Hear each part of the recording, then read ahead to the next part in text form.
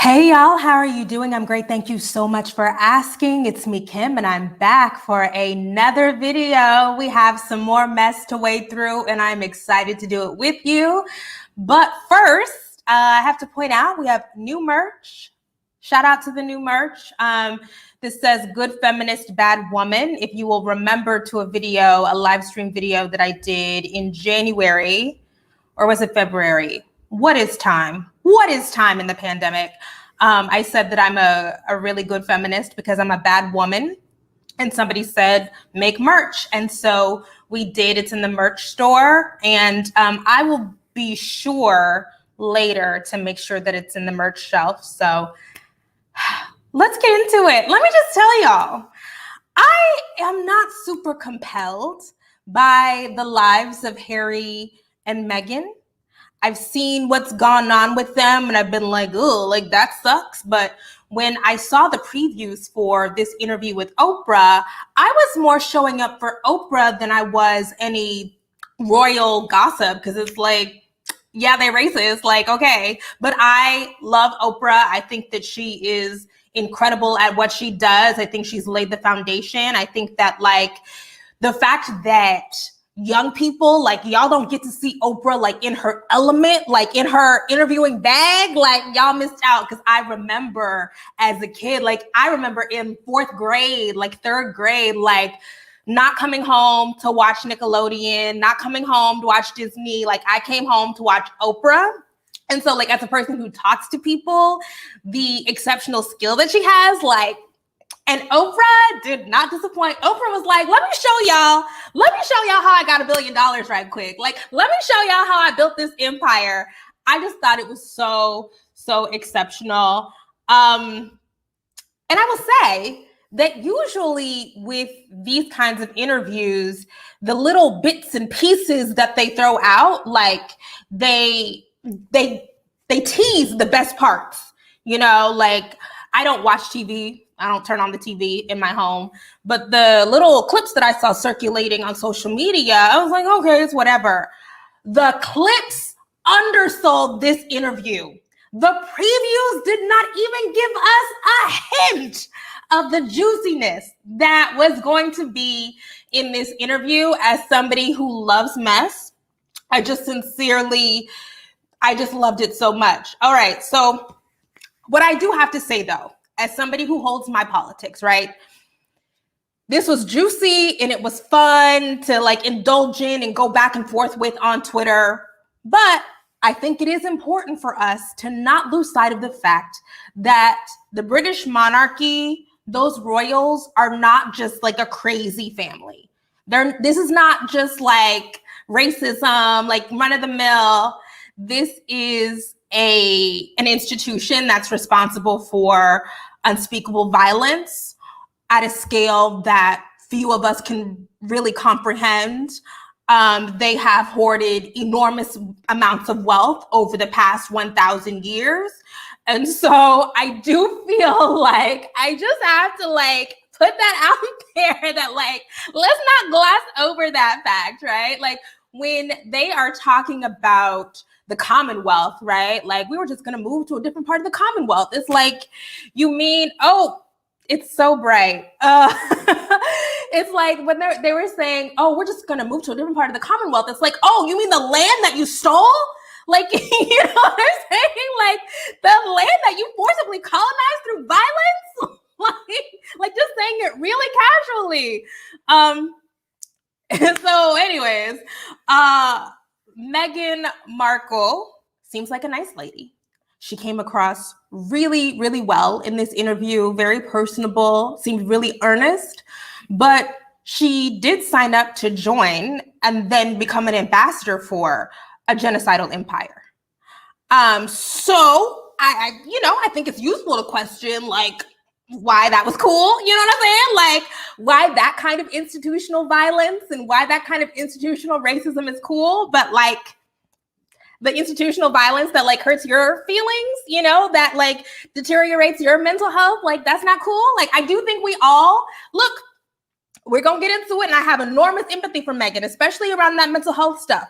But I think that this is a good reminder for us to be really cognizant of the places that we willingly sign up to show up in, right? And like become token, not for, right? Like even, we'll get into it later, but even Harry saying she could have been an incredible tool.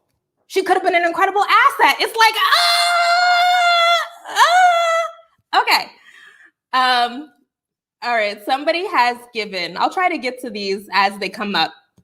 A lot of Black Brits are interested because the media coverage around Meghan is putting the British commitment to racial gaslighting on display. Totally. Something that I've heard over and over again from Black Brits and Black Europeans in general is European nations pretend like they don't have enormous deep-seated issues with race, that they are not fundamentally racist. Because that racism, and maybe, hopefully I'm not speaking out of turn here, hopefully I'm not speaking out of school, but the way that the United States' racism shows up is so blatant, right? Like there's no shame. And because the racism that happens in Europe is different, because the class structures are so different, particularly in the UK, from what I've heard, from what I've gleaned, I think that there is a lot of, the nice white people over there try to pretend like there's no issues. There's some clear issues, right? Okay, so with regard to the Meghan Markle signed up to be a tool or a token of a genocidal empire, okay, the other part of that is I can still have empathy for Meghan Markle as somebody who signed up to be a tool of a genocidal empire, because I know intimately many Black people who have signed up to participate in and to perpetuate anti-Black institutions hoping for the best, right? Like, so this is the thing with people who are like, I have no sympathy for her. It's like, where did you go to college? Where do you work? Who are your friends? Who did you like partner, right? Like we are all, I think Markle's case is like exceptional, you know what I'm saying? But, we're all complicit is what I'm trying to say. But ultimately, right, oppressive institutions don't change just because you enter them. Like, all right, let's get into it. This was my Super Bowl. I don't care about sports. I don't care about any of this shit, but like, this was 2 hours of just like a commercial, right? Like a commercial with some gossip, a commercial for Apple TV, a commercial for Archwell, a commercial for Tyler Perry, a commercial for CBS, a commercial for Oprah, a commercial for Spotify and Netflix, right? Like that's what this was. But it was still really great television. Oprah, again, is a genius interviewer. As somebody who wants to be a genius interviewer, I will tell you, not just the questions, right? The ease with which she guides people through conversations, but also the follow-ups. So Oprah will throw something out, right? Listen intently. Like that's something that's also hard to be in the middle of an interview when your brain is working. You're trying to remember all of the questions. You're trying to pay attention to what they're saying. And then Meghan would say something and then she would follow up. Like something that is just so brilliant when Meghan was like, sorry, there's not going to be a whole lot of, there's not going to be a PowerPoint because the last time I did like super involved PowerPoint, the copyright gods were like, no, and that video almost got taken down. So I have a couple of clips, but not as many clips as I usually have. But one moment that I thought was absolutely brilliant when Meghan was saying, it's so ironic that I built this career on encouraging women to use their voices and then I had to be silent. And then Oprah said, were you silent or were you silenced? Right? Like that's off the top of her head, right? Like that is ad-lib. So good. And there were just so many other things. The way that she followed up with, okay, well, let's circle back. You know what I'm saying? Like asking Harry again. So who said it? Or like, oh, you didn't answer what your relationship with your brother was like. I just, it's really good. I just think it's so good. And then the verbal and nonverbal stuff that she does, right? The way that she, affirms with the body language. Okay, actually, one clip that we can play.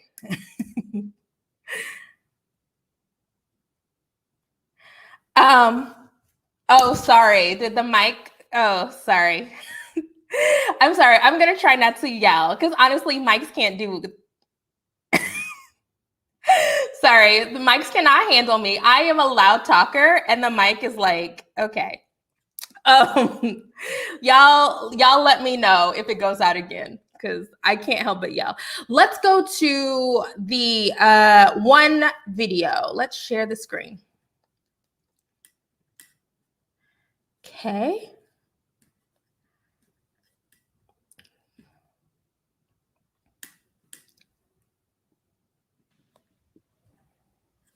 And also concerns and conversations about how dark his skin might be when he's born. What? And Who is having that conversation with you?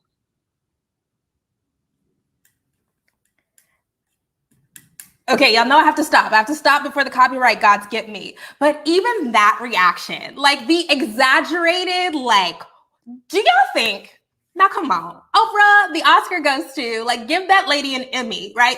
But in that moment, she is the audience surrogate, right? So maybe Oprah really was, and she said on CBS this morning when she does the debriefs about the interview. So maybe Oprah really was shocked or whatever by Meghan saying somebody asked her about her baby skin color. But that kind of reaction, right, is not only for us when we're having the what the fuck, but it's also for Meghan, right? So it also goes Meghan into going even deeper, right? And like giving us the facial expression and being like, yeah, girl, like they're fucked up. It's so brilliant. It's so brilliantly good and calculated, you guys. I just thought it was a masterclass. It's just fun to watch her go back and forth. It's fun to watch her be so engaged. Being engaged when you're talking to somebody is hard. I think these interviews are fun to watch. Sorry, not me overstanding for the first 15 minutes of this, but like, I just think as somebody who does interviews, like, it's so good. All right. So, I think a tough balance to strike, particularly in this media culture, is you want to ask the hard questions. You want to ask the things that people want to know, but you don't want to alienate the subject. So how do you maintain intimacy with the subject, right? Keep them open, because if you violate their boundaries, they're going to close. So having to create that kind of intimacy, having to create that kind of connection, but still ask the right questions, still ask the questions that people want to know, still circle back around, right? Don't let them evade answering the question, right? Ask Harry, who asked about your baby skin color. Ask Harry, how was your relationship with your father? Ask Meghan, who, like, it's, that is such a tough balance to strike. And I just really appreciated that. And allegedly, I heard that Oprah said that she felt like this was her best interview. And if she really did say that, I can't remember where I saw that or heard that or read that, but if she did say that, like, that's a huge, huge deal. My only thing was Oprah said on CBS this morning that the entire thing was 3 hours and 20 minutes. I want the unedited version.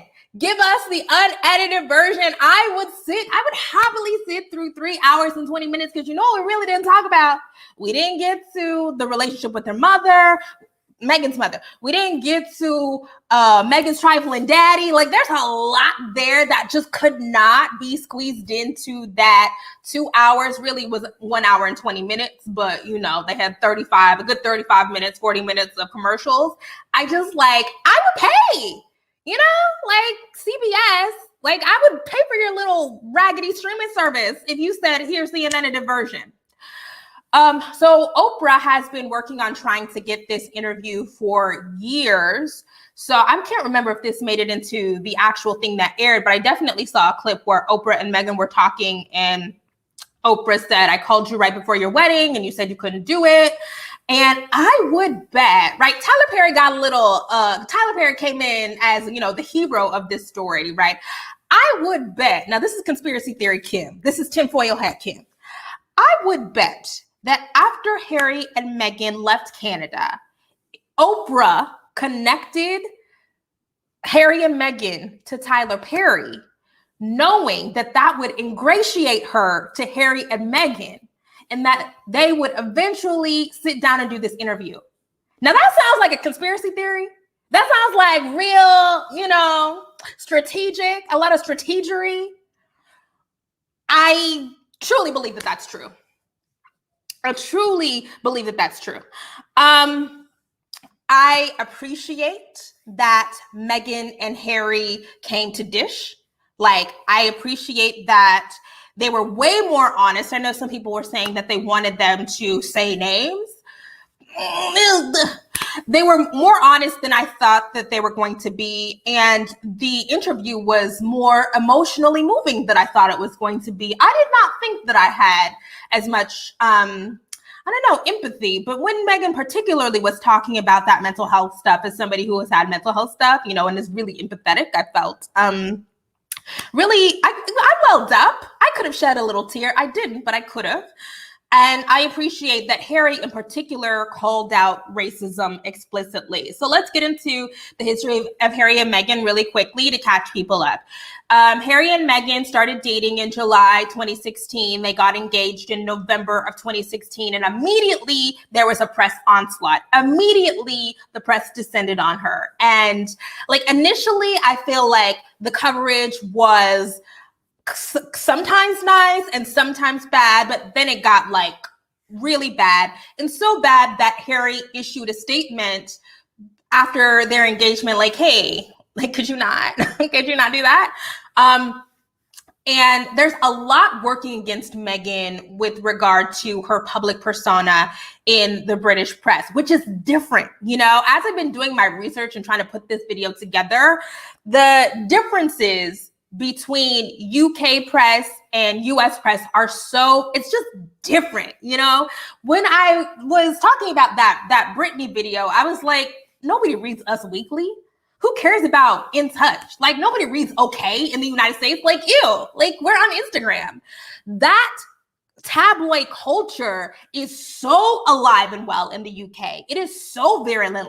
It is such a driver of media and press and narratives. It's just different. And so she's American. I was in a Clubhouse room last night where somebody was where a Black Brit was we just don't like Americans that much. And I was like, okay, fair. She's a divorcee, right? Shout out to Wallace Simpson, or maybe not shout out to Wallace Simpson because she was a Nazi. Wallace Simpson is the woman that Edward VIII abdicated the throne for. Y'all go down that. I don't have time to do that. And she's also half Black, right? So there's all of this stuff. And also another thing that makes her more able to be a target is she's not Kate. She's not going to be the future queen. She's just the plus one of the spare, right? There's the heir and the spare. So then they got married in May 2018. And I truly believe that they love each other. With William and Kate, it's all right, y'all just, I think maybe Kate really loves William, but William was I got to find somebody. I feel like William, not to go off, but I love a tangent. I feel like William was I need to find a woman with the right temperament. And I think Kate has the right temperament, right? And she was I want to be queen, so I'm just going to wait around. I'm going to do what I need to do to make this work. That is not Meghan Markle. I believe that Harry and Meghan really love each other. They revealed during that special that they had a secret private wedding ceremony with just them and the Archbishop of Canterbury 3 days before the big wedding. And then their son Archie was born May 2019. And then they announced that they were going to step back as senior royals in January of 2020. And now Meghan is pregnant, and the monarchy, the British monarchy, just released a statement a week ago, 2 weeks ago, really, really recently, that they are not going to ever be returning. So that's interesting. All right. So because I'm American, there's some research that I had to do here. So a part of the research was Meghan kept referring to the institution and the firm, right? So the firm is what Prince Philip calls the immediate members of the royal family. It's a group of 8 people: Prince Edward, Sophie, Countess of Wessex, Kate Middleton, Prince William, the Queen, Prince Charles, Camilla, Duchess of Cornwall, and Prince Anne, right? That's the immediate family. And the thing about the British monarchy, again, if you know this, then that's fine. I didn't know this. I watched The Crown, but like I still had to do, supplementary, is that this is not a family. This is a conglomerate, right? And so the firm, I think, even goes back further than Prince Philip, I think, if I read correctly. It's basically to underscore that, like, yeah, like, we kind of like each other, like, we love each other or whatever, like, we're tied by blood, but like, there are enormous, deep business interests here, and we have to make sure to come together knowing full well that our primary focus is to protect those business interests. And then there's the institution that is made up of all kinds of senior palace officials and courtiers, right? Like people who are calling the shots, like on behalf of the queen, right? Organizing different things, cabinets and stuff. I don't know. I'm American, so I am related to the White House, but it's not the same, that kind of stuff, right? But still, everybody's primary focus is to do whatever it takes to preserve the monarch, who is Her Majesty the Queen, right? By any means necessary. Doesn't matter who you have to take out. Okay. Let's talk about the race stuff, right? So I mentioned the things working against Meghan, Americanness, divorcee, but there's the race stuff. And that comes up over and over again in this 1 hour and 20-minute interview. Meghan describes herself as biracial. She wrote a whole essay about it for LUK in 2016. I'm biracial. It was very typical mulatto fare, right? Like, I'm of 2 worlds, half black, half white. Nobody knows what I am, right? But I think it is, sorry to the mulattoes.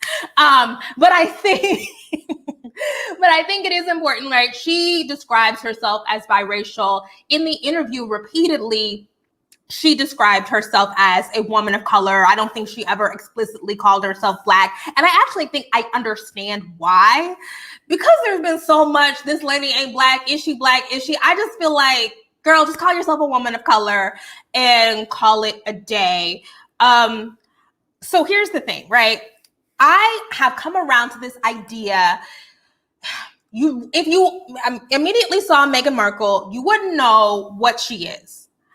I'm not on the white pass. I'm not quite on the white passing. I'm not quite there, but I will say that one thing that makes her unable to pass as white as soon as she officially became Harry's girlfriend and then Harry's fiance and then Harry's white is because we know she's black. We know she's black, right? So there's no passing. There's no passing if you know who somebody's mama is, right? So there's no way for her to evade the association with, we know, right? And that association threatens all of these ideals about a pure monarchy, right? And so even though Meghan, biracial lady, white presenting, like, I don't know, I'm not even gonna get into that, right? But she's absolutely experiencing anti-blackness. Absolutely. I think it's the specifics of her racial identity, I think, are really, really important here. Biracial doesn't get it because she's not white and Asian, right? That's not why she's being dragged through the mud in the British press. That's not why she, Kate gets one headline and Meghan gets another. It's the blackness, right? That's why I make it a point when somebody is mixed with black to say you're a biracial black person, because it is the blackness that colors your experience of moving through the world. And we have to acknowledge that, right? And so while we have to also acknowledge that Meghan Markle she's not representing me. Her experience moving through the world is not my experience as a woman with this nose and these lips and this skin tone, right? Meghan Markle has access to shit that Kimberly and the vast majority of Black women are never going to have access to. So when I'm talking about her, I'm not talking about Meghan as like, she makes me feel so proud. I don't get that. I don't get that, right? And I don't get the kind of reductive conversations that I see a lot of Black women trying to have around, like, this is what it means to be a Black woman. Right? We don't need to make Meghan Markle the face of Black women's issues to acknowledge that a huge part of this nastiness is anti-Blackness. Okay. So I think that if we are having the race conversation, don't flatten it. Because we have to really have a robust conversation about it, right? The fact that Meghan looks the way she does is why she's even able to enter the space.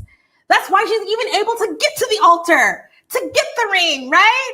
That's why she's even able to sit next to the queen.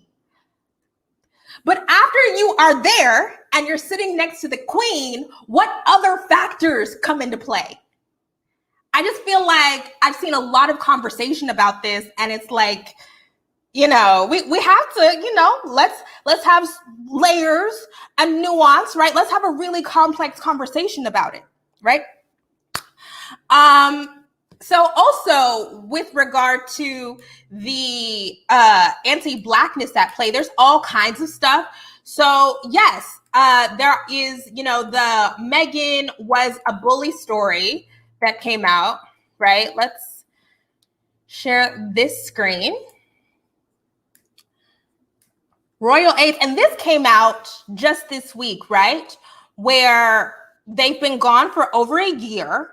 And just mysteriously, right? Mysteriously, Meghan's former aides are going to the press and saying, she bullied us. Royal aides reveal bullying claim before Meghan's Oprah interview. Let's read the first couple. Royal aides have hit back at the Duchess of Sussex before her television interview with Oprah Winfrey by revealing that she faced a bullying complaint made by one of her closest advisors during her time at Kensington Palace. The sources approached the Times because they felt that only a partial version had emerged of Meghan's 2 years as a working member of the royal family, and they wished to tell their side. Concerned about how such matters are handled by the palace, the complaint claimed that she drove 2 personal assistants out of the household and was undermining the confidence of a third staff member. So that kind of stuff is very typical, like mean Black woman stuff. Yeah, that's very typical, like aggressive Black woman stuff, right? And I don't know. I also give people who are under enormous stress. I don't know how Meghan was when she was a working royal, but we also know that she was under enormous stress. She was pregnant for one of the years. I mean, like, you know, so I don't really care about that. I like Meghan now. I think she came off really amazingly well. But there are certain parts of this interview where I was like, I don't relate to that. So when she said to Oprah that she met this man, fell in love with this man, found out he was Prince Harry, a part of this 1,200-year-old institution worth billions of dollars, and she did no research about what that means. Can't relate. Cannot relate. Let me just tell you, as somebody who be on the apps, you know, as somebody who talks to men, as somebody who dates, if we talk for too long on Hinge, I'm going to find you on Facebook and figure out where your parents work. You know what I'm like I want to know. So the idea, I don't. Now, do I believe she's telling the truth? Yes. I believe she's telling the truth, but I just think that like that kind of naivete when we're talking about trying to learn people's history, their customs. I'm even thinking about, like, what if I were to fall in love with a Jewish man, right? I'm not Jewish. I grew up very, very evangelical Christian in the South. If I fall in love with a Jewish man, I'm gonna learn some stuff about Judaism. I'm gonna learn about your high holy days. I'm gonna learn what you wear at the temple. I wanna know about the, like, right? And I would expect my partner to say, this is what we eat. We eat brisket. I only know about brisket because of The Marvelous Mrs. Maisel. I'm sorry if that's a stereotype, right? You know, like we don't do anything on these days, right? Like that's my responsibility to you, and your responsibility to me is to make sure that I'm not out here looking crazy so that I know all of the customs. I don't understand. I don't understand how you navigate a serious relationship without having those kinds of conversations. It's weird to me, right? And so is going through life like that has to be the result of enormous privilege, right? Enormous privilege on the part of both of those people, right? Harry not traveling outside of his bubble, and Meghan not having the, you know, brown skin or dark skin Black woman, like, I got to know. You know me, I got to know. I'm trying to do all of the research because you're not going to catch me slipping. You're not going to catch me out here unprepared. I'm sorry. Not when I'm meeting the Queen. Not when I'm meeting the Count of Wessex or whatever. Like, that's crazy. That's crazy. You know, to not know that you have to curtsy when you meet, like, okay. Also, she says she didn't understand that this was a job. Now, whose responsibility was it for her to understand that this is not just we show up for pictures, that there's protocols, that you can't have bare legs, that you have to do the Duchess slant when you sit down, that you have to wear certain kinds of colors, that you have to have your hair colored, like covered, right? That's why they always wear hats or fascinators. Like, whose responsibility is that? You know? So I'm just like, why were there no questions? Why is there no explanation? Why, if people are as open and inviting as she says they were initially when she entered the family, why didn't nobody pull her inside and say, I know you're American and you don't know what we do here. So like, here's a little booklet, you know what I'm saying? Like, here's some YouTube videos for you to watch. It seems really strange. It seems really, really strange to me.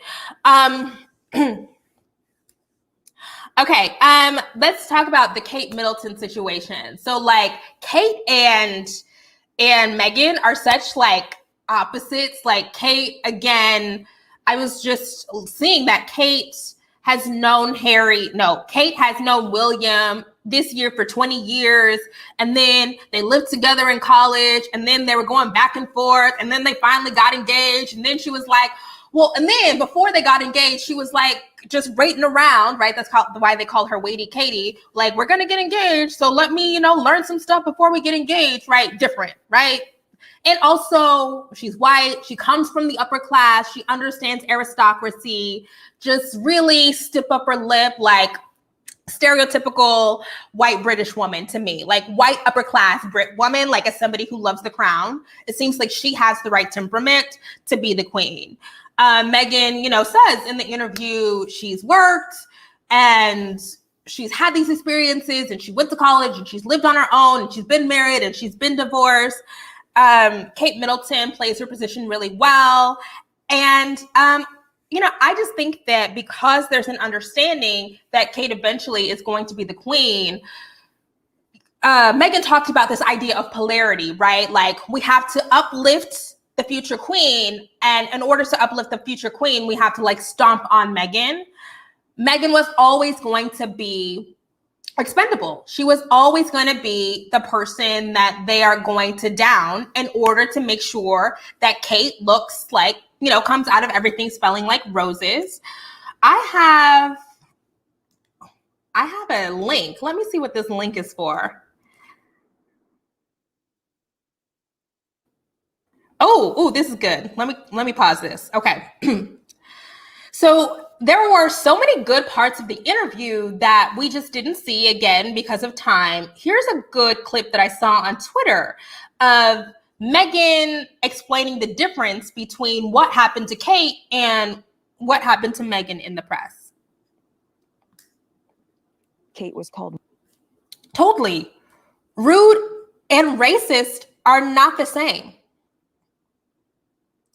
Okay. I have another thing here about, somebody says, Oh, this is why I love this. Check me. Kate comes from new money. She is not aristocracy. Her mother and father were flight attendants before opening their own business and making millions. Did not know that. Thank you for checking me. Somebody here is saying, how about how they said they would have stayed if they were treated fairly? Now we're going to get to that. All right. Let's also go into the differing headlines. Of course, every time I freaking stream, my nose starts running. It's totally fine. Headlines. Here are 20 headlines comparing Meghan Markle to Kate Middleton that may show why she and Prince Harry left royal life. Right. So basically what we're getting is very clear differential treatment. What I really thought was so funny was Oprah being like, I know that you don't read headlines in order to protect your mental health, but I would like to share some racist headlines with you. Like, so funny. So yes, this is basically what they're referring to, right? Just really clear. Kate is cashing in, and Meghan and Harry are cashing in while Kate and William are being smart. Just all of this stuff, right? So anyways, it's just really, really clear that they're trying to really set up this dichotomy of good woman, bad woman, right? And good woman, bad woman is exacerbated by, the fact that we know that this lady has a Black mama. All right. So Meghan talked about the turning point for her in her relationship with the royals. So she was good. She was sweet. She's getting along really swimmingly with Her Majesty the Queen. She feels like the firm is embracing her. And then things turn when there is a tabloid story about something that happened right before her wedding. So apparently Kate did not like the bridesmaids' dress or the flower girl dresses. And Kate was mean about it to Meghan. And I will say, I didn't like any of the dresses at that wedding, but it's whatever. It's not me. I'm broke. And so Meghan cried because Kate was mean about her flower girl dresses. But then 6 months after the wedding, it came out in the British tabloids that Meghan made Kate cry, right? Inverting the story and making Meghan the villain. And that's when, in Meghan's mind, she was like, oh, they're out to get me. So that's the other thing that Meghan says early on in this interview. I was not worried, she says. This is me being Meghan. She says, I was not worried about the onslaught of tabloid press. I knew it was coming, but I was not worried because I was assured that the institution was going to protect me, that they were going to negate all of the completely erroneous stories, that they were going to, say things on my behalf, that they were going to cover me essentially. And she realized after that story came out, and because that story had to have come from somebody in the palace, she realized that at that point, they were not going to protect her, that she was expendable, that it was always going to be Kate on the pedestal and Meghan the villain. Now, again, there's some naivete, okay, but we've established, right?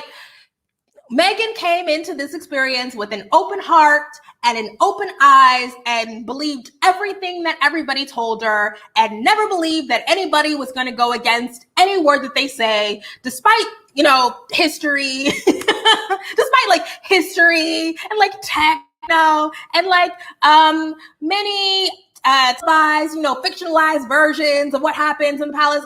Meghan said, no, I'm not going to believe that. I'm going to believe what y'all tell me. Okay. Okay. So I thought something that was interesting here. Oh, somebody just gave. Let's talk about it. What about Meghan's family drama? I think the drama with her father and sister made her look bad. The institution can't protect her from that. We will get to that. All right. So something I did think was really interesting and something that I didn't really know a lot about was the symbiotic relationship between the palace and the tabloid press. I did not know that the palace invites the tabloids to have holiday parties. I did not know that the palace was literally calling up tabloids and planting stories. I had no clue about that. Okay. Somebody else.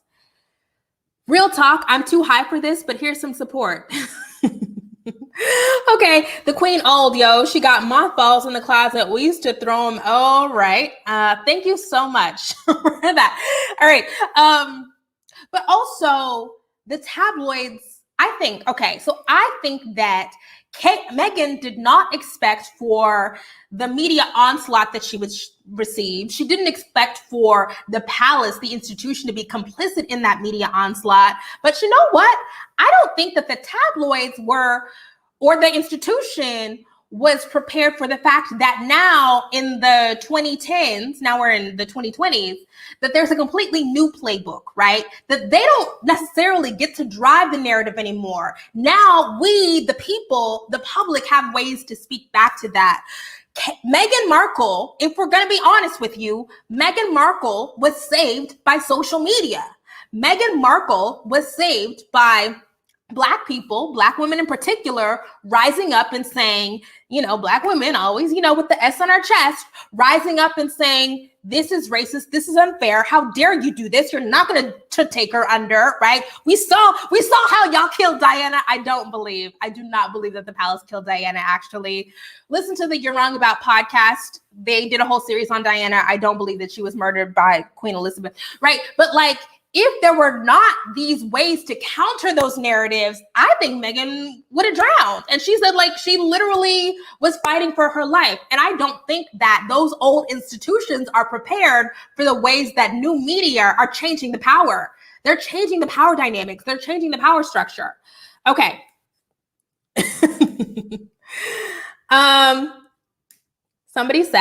Fiona says, thanks for doing these streams. I love your work. Thank you, Fiona. Okay, so why would the monarchy, the 1,200-year-old British monarchy, why would they be afraid of the press, right? Because in what Meghan and Harry are talking about, it's a fear, right? Harry explicitly says they don't want to run afoul of the tabloid culture or the tabloid press because they are afraid, right? And I was trying to dig deep into this. And I think because the monarchy, even though it's old and even though they're super rich, it's still kind of fragile, right? They're still intermittently, and Brits, y'all let me know in the comments if I'm getting this wrong. But it seems like there's still intermittently these anti-monarchist waves, right? Where people are like, what the fuck are y'all doing? Who are these people? Get the fuck out of here. Give back all the relics. Give back the stolen wealth. And so I think that they understand, especially as we move forward in time, right? Where people are getting more woke, right?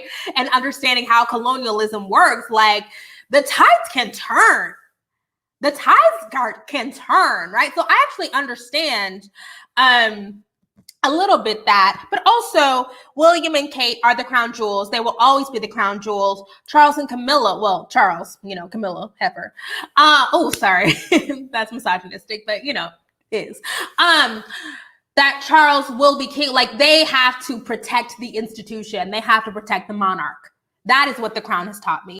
Something that I was a little bit concerned about, and this is where, confused by, and this is where the kind of tiptoeing kind of gets a little, is Meghan talked often about the firm and the institution and and I'm like, who though, right? It's difficult for me as somebody who has very little conception of what exactly, when she's just talking about these things they are abstract. I'm like, no, can you tell me a name or a position? Because somebody is telling you no, right? The institution is not telling you no. Somebody there is saying, no, you can't go, or no, you can't have your passport. You can't go out to lunch. So can you be a little more specific? Okay. And then the other thing about that vagueness was Harry and Meghan repeatedly talked about how much they love Her Majesty the Queen, how the Queen has been nothing but gracious to her, so open and welcoming. And she shared this little anecdote about, the Queen letting her put her knees under the blanket. And I'm like, okay, but did the Queen have no idea about what was happening over these past couple of years, right? Okay, so this is making me think. Queen Elizabeth II is 94 years old. Is she okay? Is she all right? Is she making day-to-day decisions? I just saw her. Somebody tweeted me, well, she better be cognitively all there because she gets in the Range Rover and drives all the time. So, okay, you can't have it both ways. So if she is there and making decisions and present and kind and generous, then certainly she understands that all of this stuff that is happening around is in her name. Certainly she could do something, say something, but because I've watched The Crown and I know what kind of monarch Elizabeth Regina is Latin, thank you very much. Because I understand, she's complicit, And so that is something that is also frustrating as a viewer, is to be like, okay, I know that she's nice and you love grandmothers and she's a sweet old lady, but she's also complicit. We never really got into that, right? Then we get into Archie. Archie is their little 1-year-old baby. I don't know the months. I know y'all like to say the months. I don't know nothing about the months. Okay, so this is where stuff got juicy for me. So Archie is, sorry, somebody give. Okay, British tabloids. Oh gosh. Okay. British tabloids can decide election results if party leaders kiss Murdoch's ring. One word from Murdoch and the tabloids can make abolitionist waves. Okay, that makes sense. So that explains further why the monarchy would be afraid of the tabloids. Next one. The monarchy has been on shaky ground since the early 1900s. They're afraid of bad press and the Brits turning on them. Okay, this makes perfect sense to me. Anything else?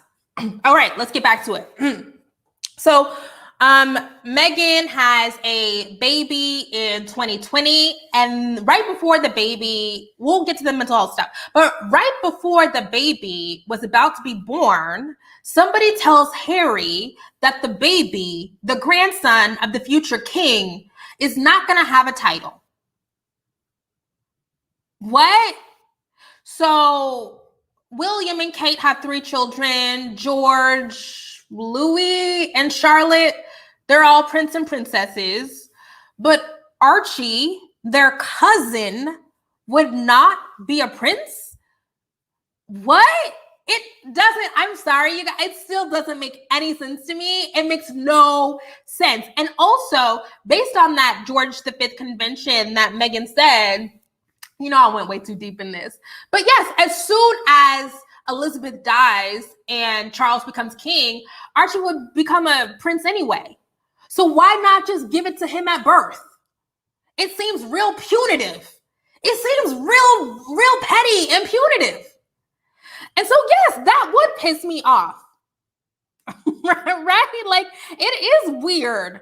I thought that the popular narrative is, I thought that they were preparing for their life outside of the traditional monarchy spotlight.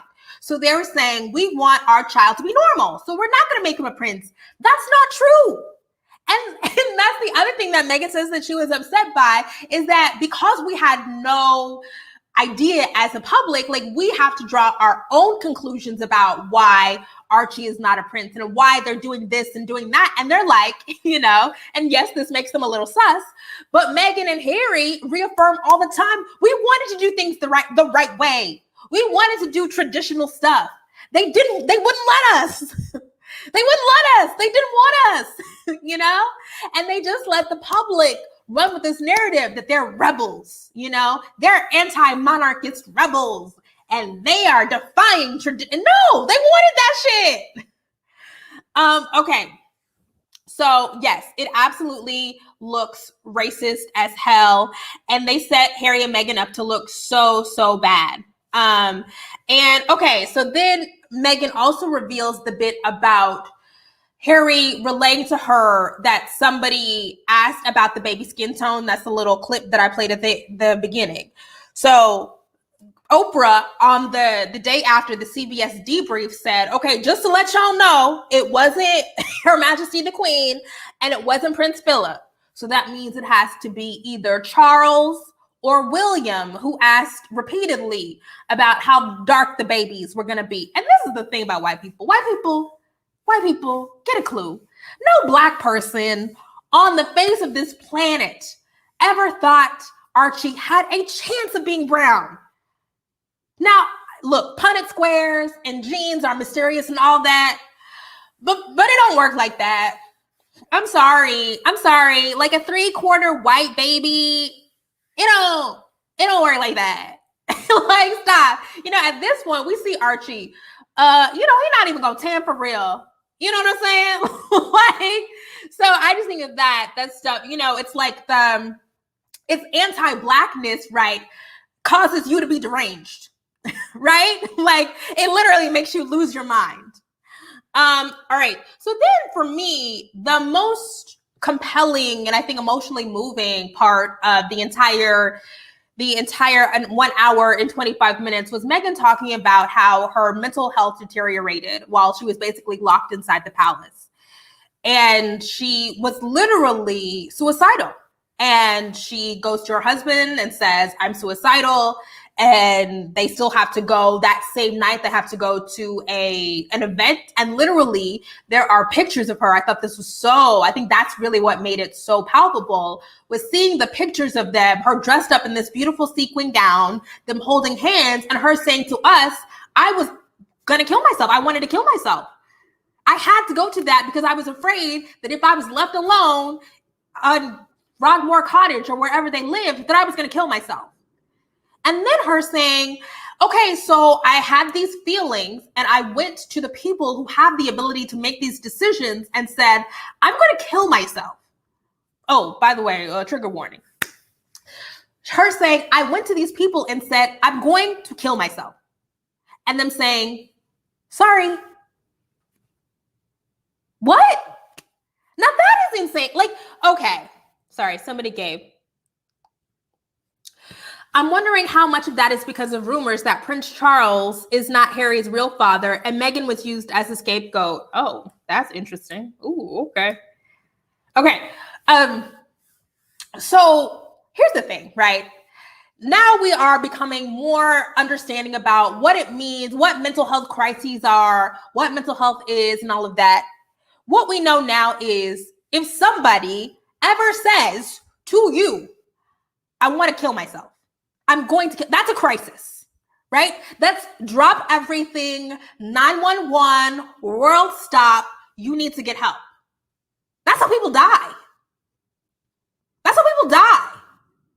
So the idea that this monarchy that is doing so much to avoid bad press and any inkling, right, of impropriety, that they would risk this woman, this heavily pregnant woman committing suicide?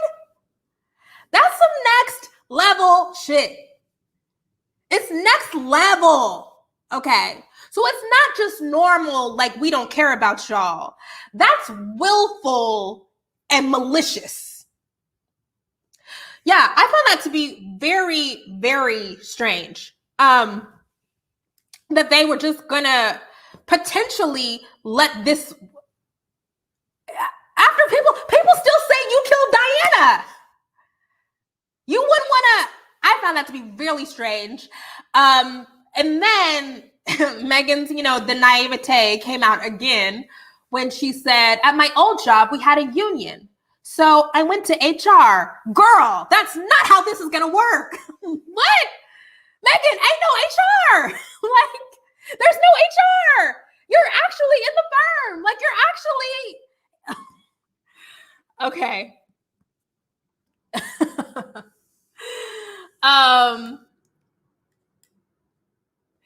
Tandy Newton's daughters are also 1/4 Black and one looks Black because her hair and one looks white. Yeah, but Tandy Newton has melanin.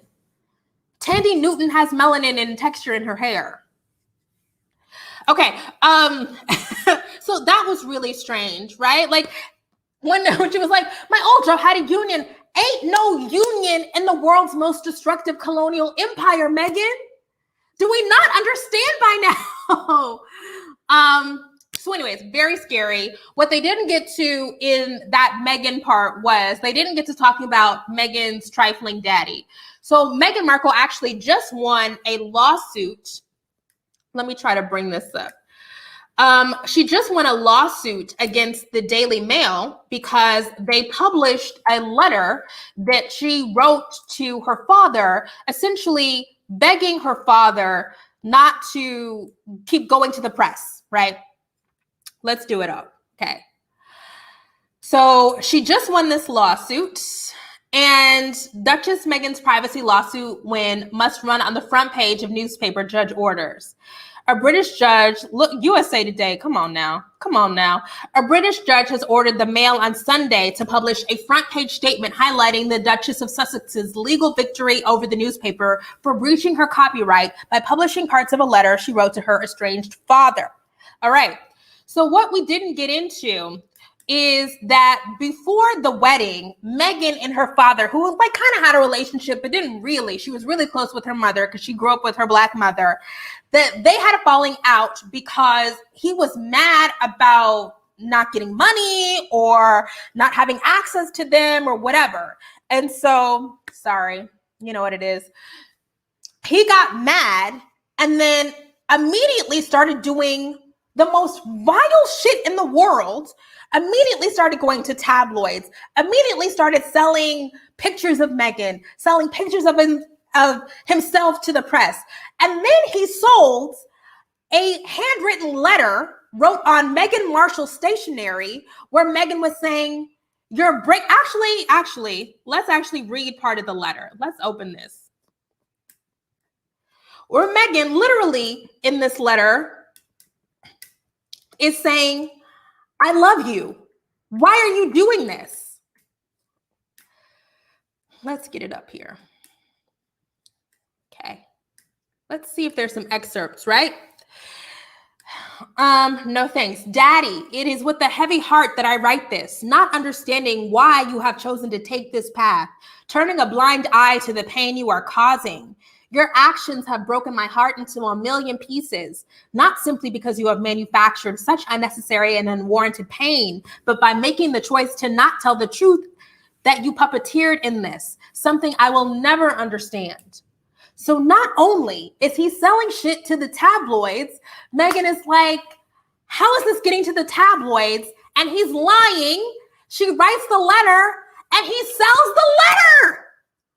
What?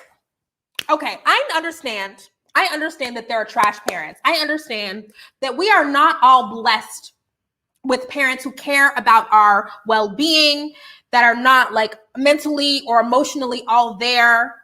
But the depths of that is so disturbing to me. It's so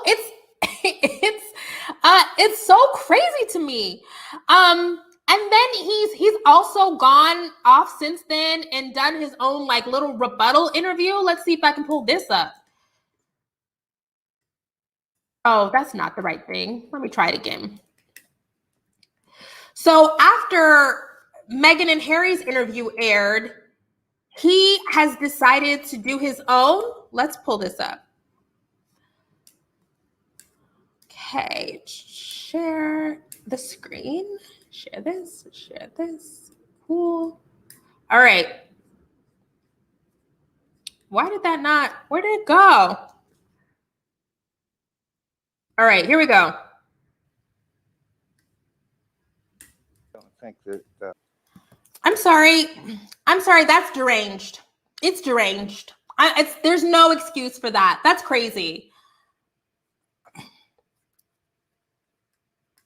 Sorry, I've tried. Okay, thank you, Aisha. Okay. I don't get how Meghan was this clueless about race being raised by a Black woman. I think privilege is a hell of a drug. So anyways, that's insane. I'm sorry, but that's not. And that's the crazy thing. It's like, sir, even if you are just purely motivated by greed, which he is, you fumbled the bag. It's like if you would have just stayed in line, do you think that Doria, Meghan's mother, is ever going to have to worry about money ever again in her life? Do you think that Doria is ever going to pay a bill again for the rest of her life? If you could have just stayed in line, just stayed down, right? He would have been fine. That kind of attention seeking, I don't get that at all. At all. All right. So then we move on to Harry's part, right? Harry has always kind of been the wayward one. He's always been the rebel. He's gotten into trouble a couple of times. And he comes in and sits down and he explains to Oprah that when he realized that the situation in the UK was untenable, he proposed to the institution or the firm or whoever that they just wanted to step down. They wanted to not be senior royals anymore, where they have to show up to everything and do everything and travel the world and all that they want to be lesser members of the family, right? And when Meghan is saying, I can name so many people who have that kind of role, I researched it and she's right? So there are the top level people, William and Kate and the Princess Royal, those people. But then there's other people who are just kind of royal, right? Like Meghan says that she was friends with Eugenie, and Eugenie is now Mrs. Jack Brooksbank or whatever. Eugenie just got married and had a baby. Eugenie lives on the Kensington Palace grounds, has her own job, doesn't take a salary, does still have the patronages, right? So, every once in a while shows up, does still have the title, but just doesn't have to be there all the time. Okay, let's see. Next person. The firm and press treat Harry like a child so much. They forget he also makes decisions. Meghan became a Jezebel. Totally, right? So when Harry and Meghan are saying, we just wanted to occupy this other role that exists that many people occupy, they're not lying, right? So why would it be completely out of the question for them to say, look, my wife is trying to kill herself here, right? Like my mother was killed in a fiery car crash, right? So can y'all just be a little bit more understanding? The fact that they refuse to accommodate that, this is why I feel like this stuff is so punitive, right? It's meant to punish them.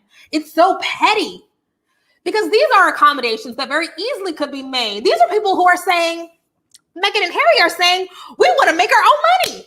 We want to do our own stuff. We don't want to live off the dole anymore, right? Because really, the queen is, Her Majesty the Queen is like the welfare queen, right? We don't want to use that money. We want to do our own stuff, but be in the family. And they were like, nope, you're either going to be in the family this way or you're going to be out. What? Even them saying we wanted to move to the Commonwealth country, and they were talking about move to another Commonwealth country like New Zealand or South Africa. They eventually went to Canada. Them going back and forth about this for, a long time. Let me make sure I didn't miss any. Oh gosh. Okay. People, sorry. I'm going to read this. She's white passing and has reaped the benefits. Social media catapulted to a Black figurine and she played into it. Now she has to deal with the reality of being Black. Okay. They keep repeating that William told him to slow down. The royals think this marriage is a mistake. They're leaving them vulnerable to break them. Oh, I totally believe that, Nancy. I totally believe that because all of this feels like a setup. Okay, when Harry and Meghan talk about how meticulously they were trying to plan how to balance this stuff, and they were negotiating back and forth, and Harry is calling different people and Meghan is calling different people, and they are trying to present solutions. And yeah, it's like they wanted them to fail. I feel like that. That's those are the vibes that I'm definitely getting from this. Okay. But here's a question I had.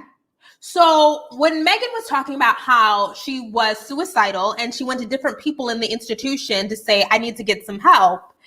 Harry was like, I asked for help.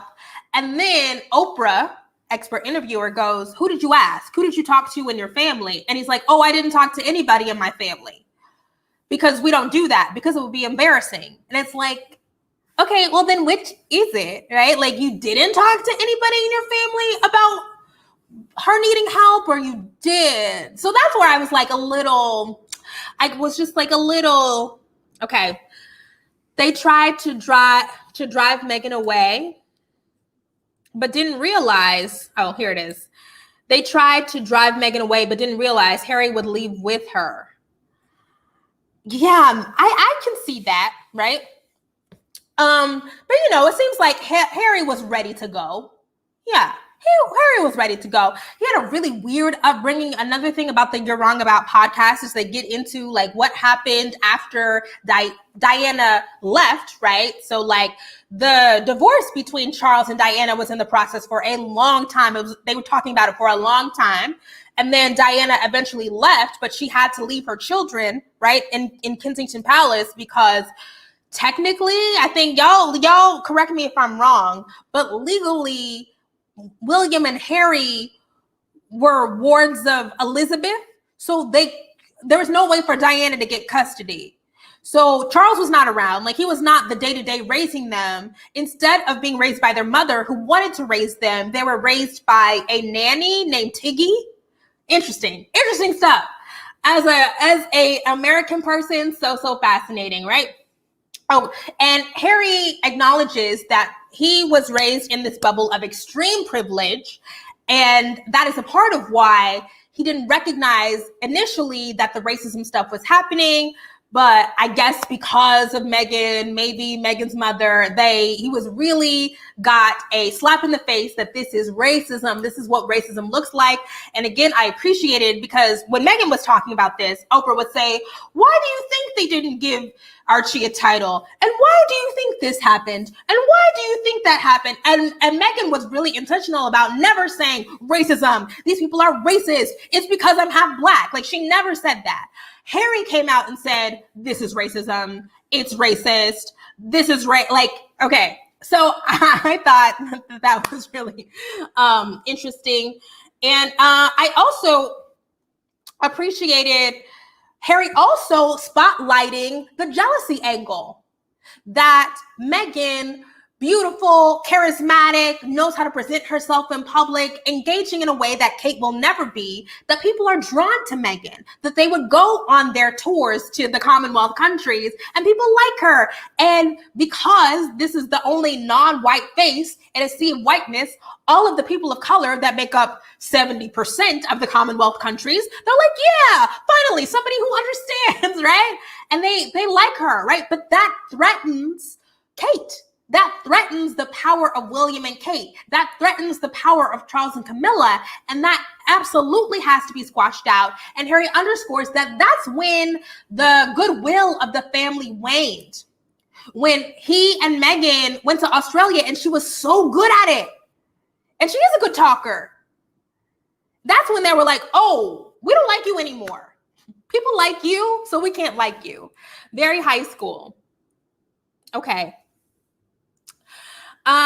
Lady Justice says he didn't realize because he has a history of racist remarks. So I'm not surprised this came out in his family, or that he had to do the work. Okay.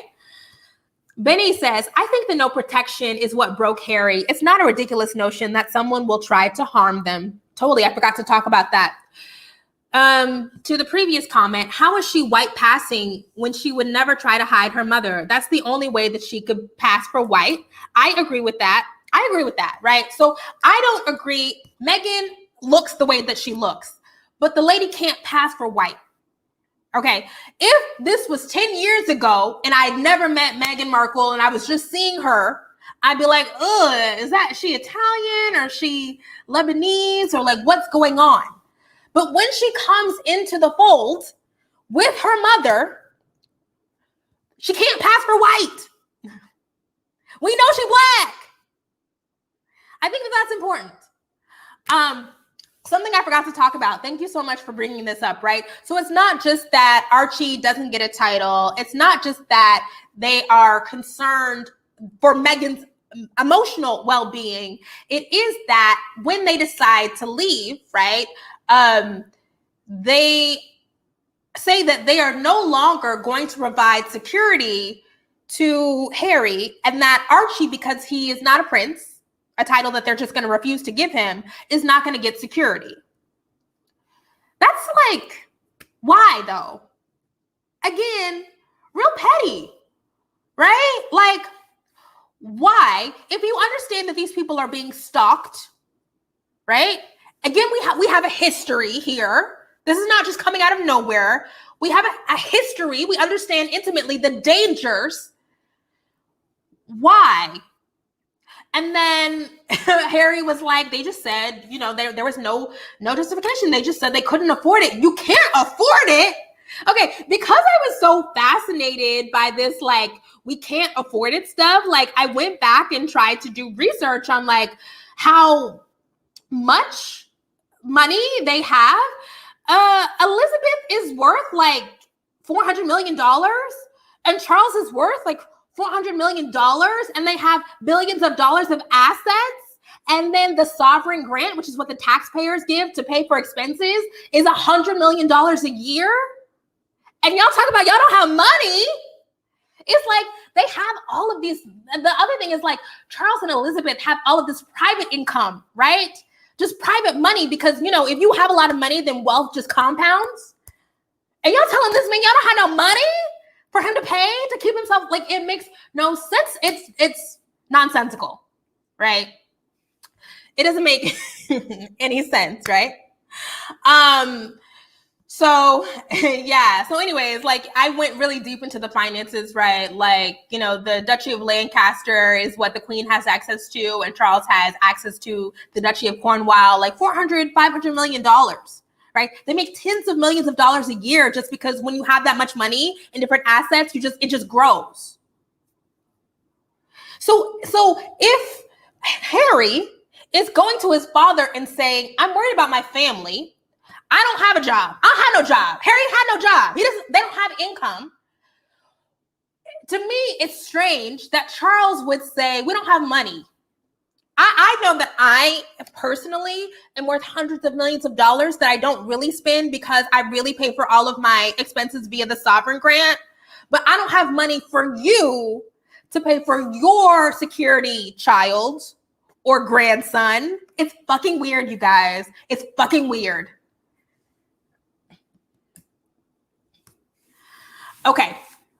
Crowned Huntress says, this hits all the marks for a cult mob dynamic, and they're on the outs, taking away her passport, IDs, blocking her from mental care.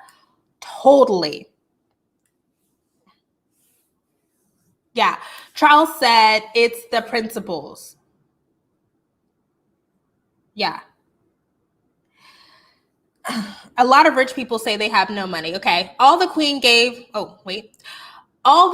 titles to his brother's last two children using her discretion. So the decision to not give Archie a title is intentional. Yeah, very intentional. Okay. Thanks, Crystal. Okay. So anyways, all of this to say, I'm putting this all together to say that it seems to me like it's not just that Harry and Meghan left. It seems to me that they were methodically pushed out over the course of a couple of years. There's just no explanations for why things went the way that they went, you know, and even to the point of them having to come to America and live in Tyler Perry's house. Your family is worth $1 billion, billions of, it's really, and I did appreciate Harry being like, you know, I had these conversations with my father until he stopped returning my calls. I like that. Thank you for slipping that in. That's the kind of tea we like. And then at the very end of the interview, Meghan, you know, Scorched Earth Meghan says, my one regret was believing them when they said I was going to be protected. Yeah, I think that's a good regret, you know? I think that that's good. I think that there is a, you know, theme of people thinking, you know, marriage is a business, you know, it's an institution and you love each other, but especially when you're entering this kind of institution, it's a business. So love is not going to conquer all, right? I just think that there's just things that we have to iron out. Oh, I also wanted to talk about Piers Morgan because he's a big whiny baby. All right. So the updates. Today we got an update from Her Majesty the Queen. I'm going to keep calling her that because I like to call her that. I have no dog in that fight. I don't care. Let's share the statement where Her Majesty the Queen is now denouncing racism and they're going to do research on it. The royal family says Harry, Meghan racism charges are concerning. The whole family is saddened to learn the full extent of how challenging, let me highlight this. The whole family is saddened to learn the full extent of how challenging the last few years have been for Harry and Meghan, the palace said. The issues raised, particularly that of race, are concerning.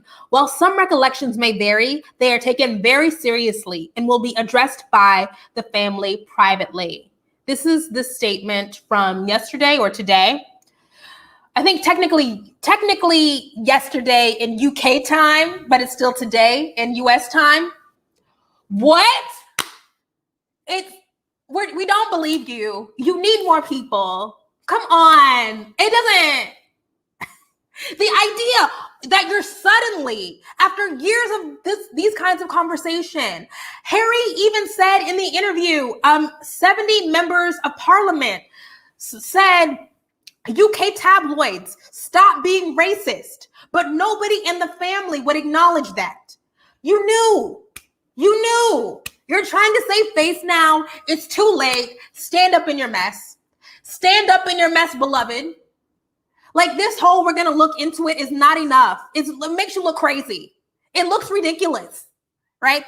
Like a more effective statement would be, we're going to take active, so we're going to do freaking critical race theory training or like something, but not we're going to look into it. That's not, it's been 3 years.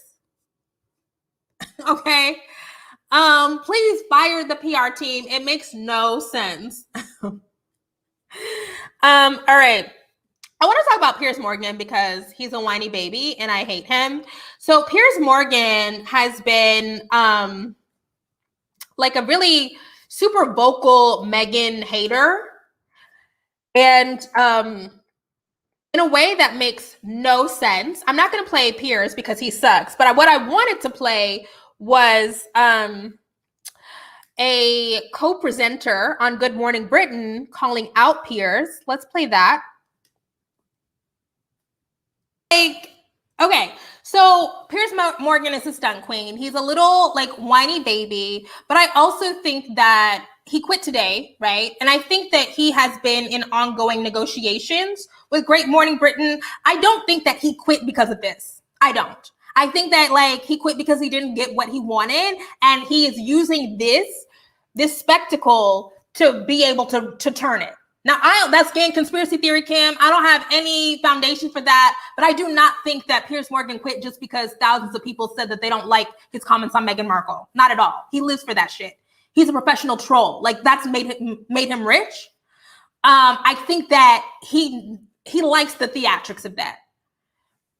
But then we get to, why does Piers Morgan have so much animosity toward Meghan? And then we're going to get to this clip. You know, I just get all of my news from Twitter. That's basically what we are going to come around to at this point. Okay. Okay, let's start it over. 2 hours in the pub. She had a couple of dirty martinis and a couple of pints. We got on brilliantly. And then I put her in a cab, and it turned out to be a cab that took her to a party where she met Prince Harry. And then the next night, they had a solo dinner together, and that was the last I ever heard from Meghan Markle. And I have never heard from her again. So what happened? She ghosted me, Ryan. Meghan Markle ghosted me. Did she? Do you think she just went, gone? I'm afraid. Look, I really liked it. This is why it hurts. No, 2 hours. So this is basically like revenge porn. Like basically like that's what it is. Like he used to have access to this beautiful American woman, and now he doesn't have access to her anymore, and he's mad, and he's going off like assassinating her character using this enormous platform. Like that's it. All right, people have the tea on Pierce is that they interacted once. Then he became obsessed with her. And after she didn't engage with him again, turned on her. Yes. Incel battery ran out of charge. Yes. Okay. Why make her leave her job if you know that you won't provide for them or pay for security? Good question, Deborah. Okay, somebody else came up here. The theory is that Piers left because he's gearing up to join the new Great Britain news channel, Fox News UK. I would totally believe that. I would totally believe that. If you think Piers just left because he was upset that that man was talking down to him, I don't believe that for one freaking second. He's too calculated for that. Not for 1 second do I believe that. Okay. Anyways, that's all I have. So now they are financially independent. They've gotten these huge multi-million-dollar deals with Netflix and Spotify, and they're gonna make some stuff. You know, the huge streaming services love to give vanity deals to famous people. So we'll see. It ain't, you know, I have very low expectations for that. And now they're going to try to live happily ever after with Archie and their baby girl that's going to come this summer. It was good. I mean, it was good TV. It was good TV. I needed that. And 17 million viewers, way more viewers than the Golden Globes, way more viewers than the Emmys. Okay, that's it. That's all. The first episode of their podcast was really, oh, they have a podcast. Okay. I bet they'll call the baby Diana. Obama's got a deal too. Yeah, and the Obama's podcasts are boring. Anyways, that's all I got, you guys. Thank you so much for watching. There's 4,000 people here. Shout out to y'all. Shout out to everybody who gave a super chat. Appreciate y'all so much. This is the new merch, Good Feminist, Bad Woman. I think on the final version, this thing is a little bigger, but shout out to y'all. Appreciate y'all. Thank you for the support. Like, share, subscribe, leave a comment down below. Hit me up on Instagram or Twitter. Y'all have really been putting me onto some good stuff in my Instagram and Twitter DMs, some good gossip. And you know I love mess. So thank y'all so much. Sign up for the email newsletter. Buy some merch. I already said buy some merch. I think that's it. You guys, thanks so much for watching. I'll talk to you next time.